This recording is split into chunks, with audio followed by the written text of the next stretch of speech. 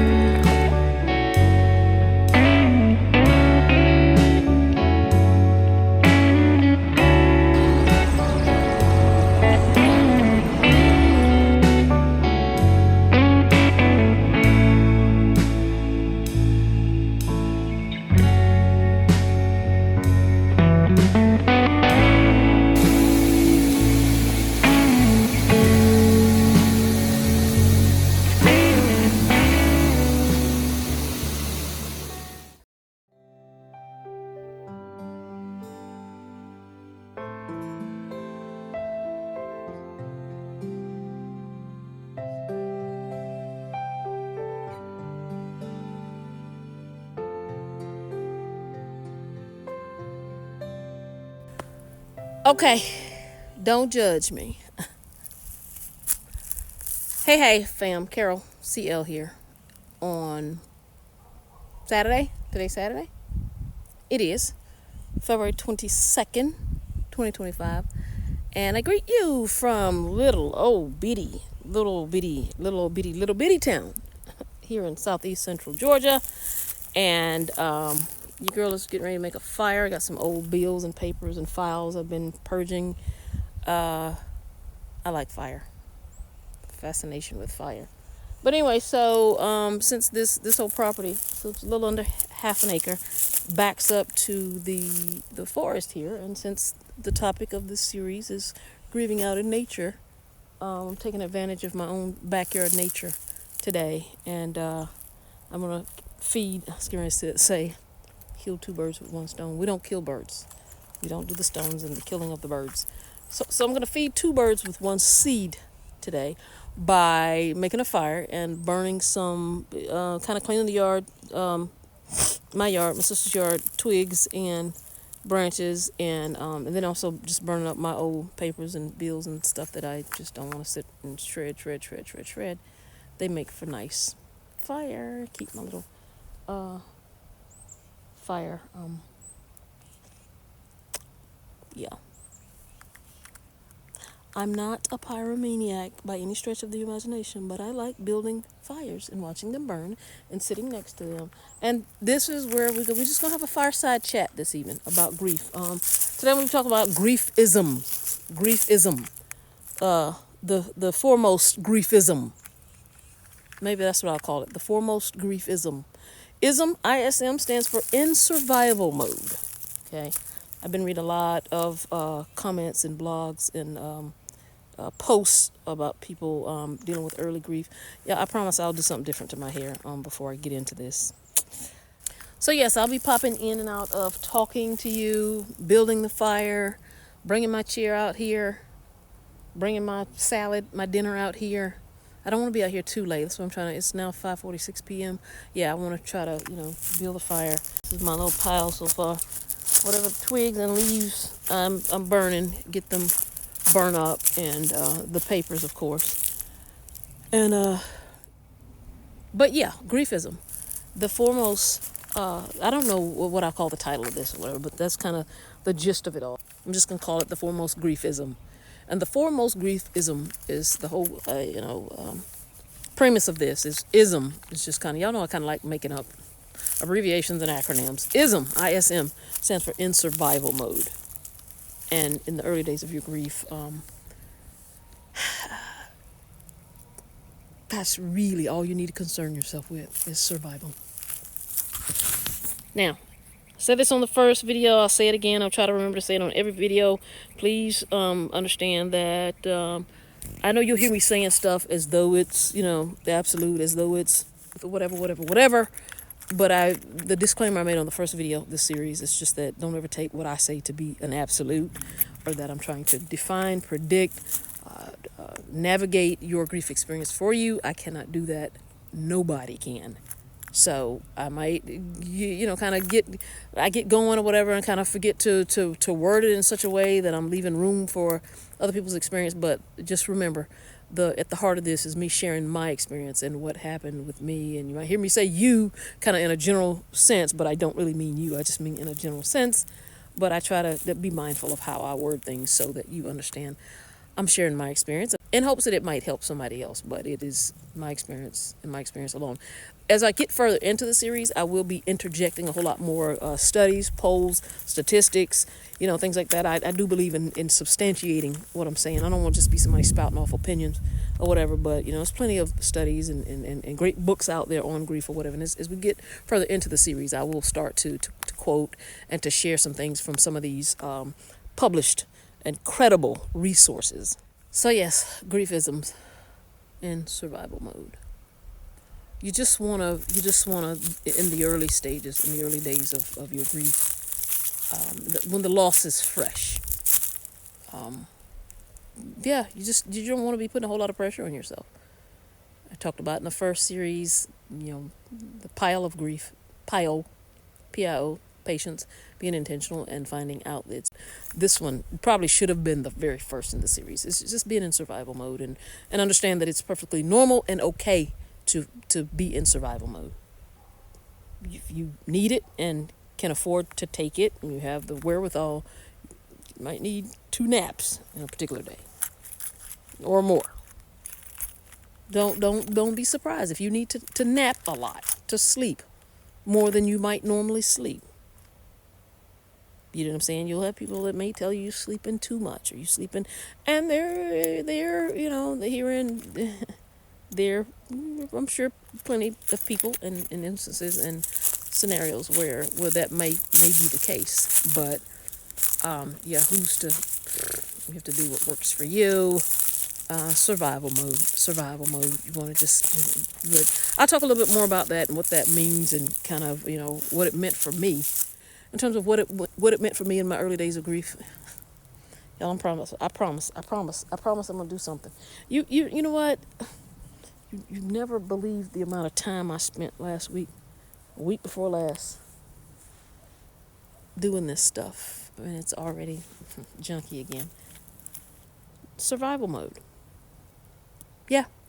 But I talk about, what my survival mode looked like. Sometimes it's hit or miss.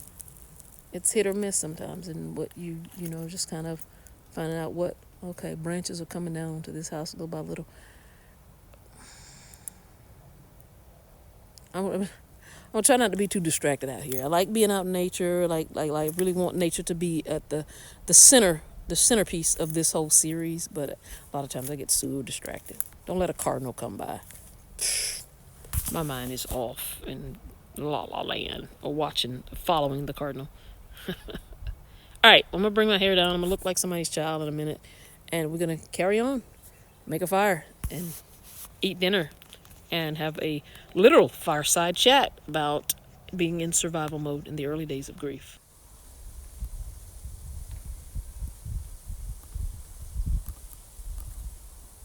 Beautiful.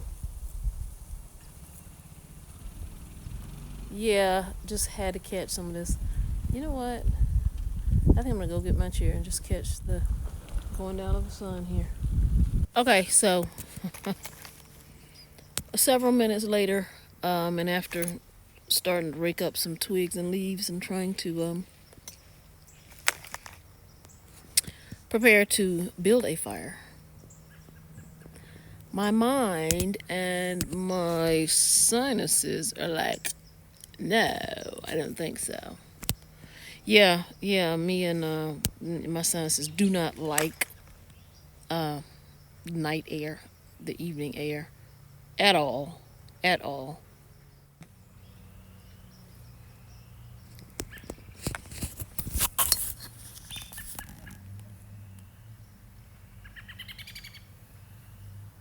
Hi, baby.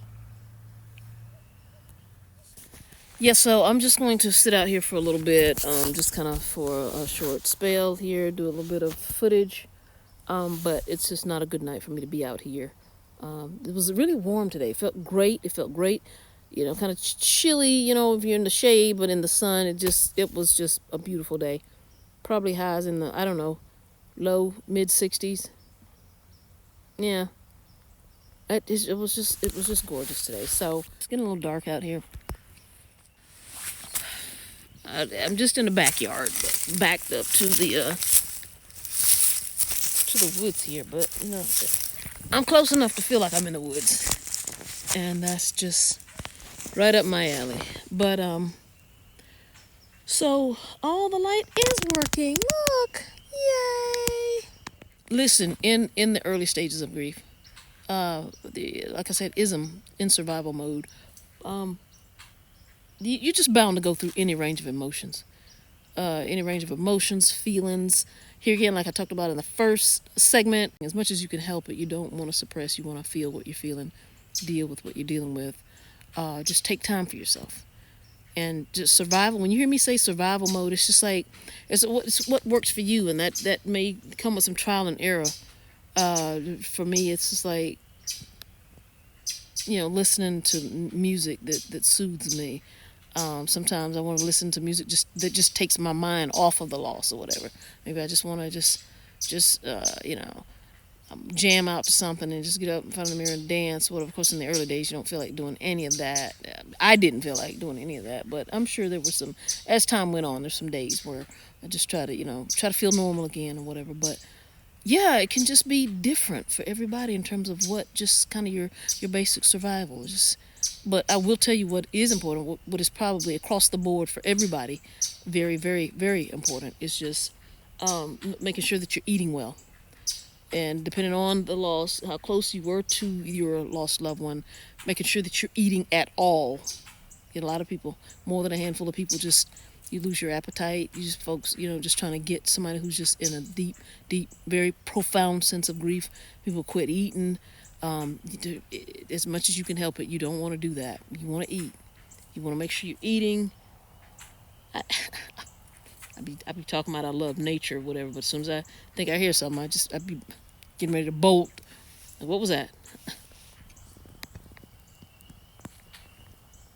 And whatever it is, it sounds like it's getting closer and closer. So let me just keep talking in hopes that it'll just kind of understand. This is my space right now. Please don't roll up on me.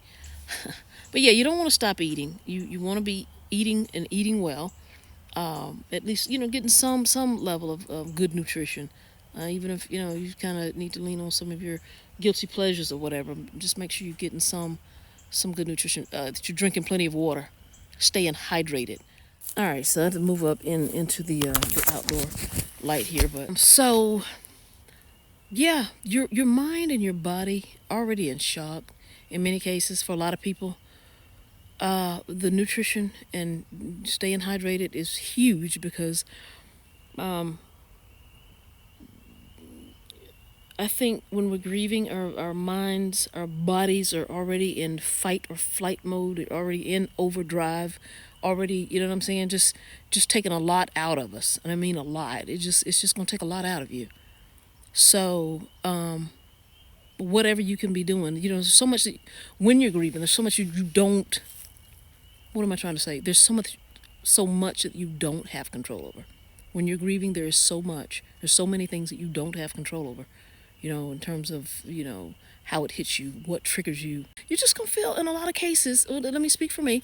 I just felt in a lot of ways just out of control, completely and totally out of control. I just like I'm just like this is just beyond. You know what I'm saying? And so the things that we do have control over, the best thing to do is to be making good choices.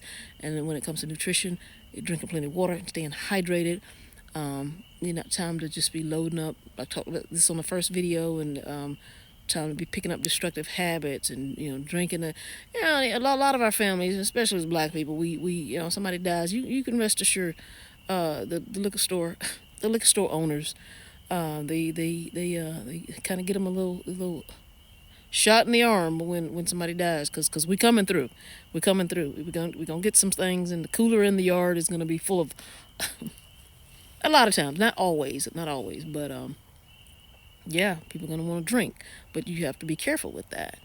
You just want to be doing everything you can to stay healthy and to stay in control of what you do have control over. What you're eating, what you're drinking, and just taking care of your body, getting rest. You slept 9 hours at night, still feeling like you need a nap in the afternoon. Take your nap in the afternoon. We're in survival mode, boo. We are in survival mode. For me, I was fortunate enough to be able to take some time off when I lost my mother. Um, Here again, working in real estate, was kind of more or less on my own schedule anyway.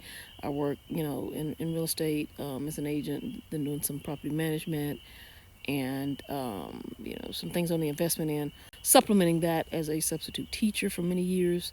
But yeah, there was some time and some spells where I went into the classroom, and there's some other times couldn't do it. I'm like, I just don't need to be, especially in these schools with kids with just lots of severe behavior problems. That's just not what I need right now. It's just not where I need to be. My finances suffered majorly. I may do a whole video on that. My finances suffered majorly after I lost my mother, because the depression was one thing. Like I mentioned on the previous video, I was already dealing with depression before she passed away. So, yeah, losing her just sent me over the edge, or just kind of not entirely over the edge, but it was bad for some spurts and some spells. It was just kind of bad. You got to do what you got to do. Whatever, finding the right music that moves you, that soothes you, that makes you feel alive again, or maybe sometimes you even want the music that makes you cry, whatever, because a lot of times it can be hard to cry. We've been taught to be strong and to hold on and keep your head up and stay strong and da. No, there's times you need to get permission to be weak. You just need permission to be weak. Oh, no, I don't want to be strong right now. I want to cry. I want to sob.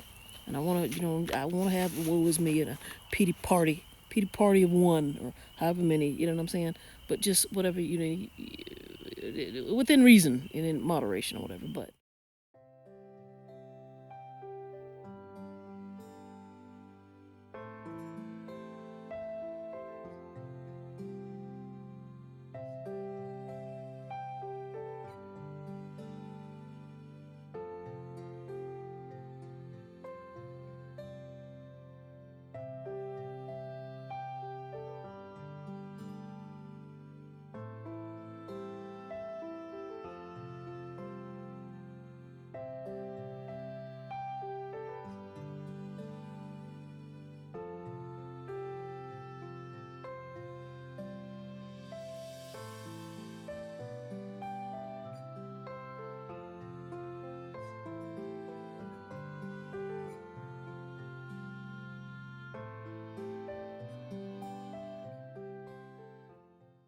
yeah, just in survival mode, doing what you have to do to um, to make it through, to get through the days.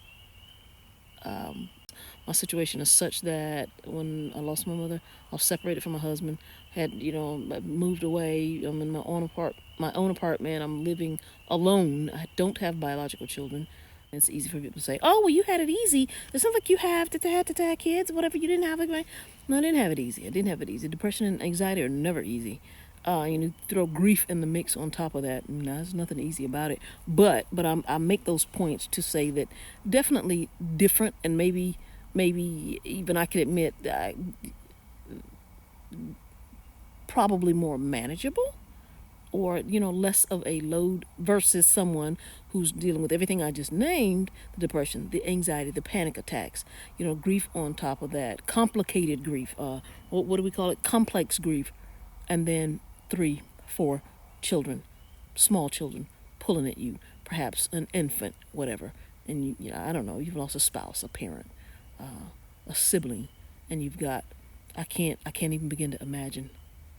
I wouldn't go so far as to say my situation was easy or easier. We just, grief and trauma, they're not competitions, and we don't have to, create hierarchies of who had it the roughest and all this other stuff. But I'm not gonna lie, I couldn't even begin to imagine what a lot of you who are watching you may have gone through or may be going through or whatever. And that's just why I would love to see more churches, ministries, NGOs, nonprofit organizations creating or establishing strong grief support uh,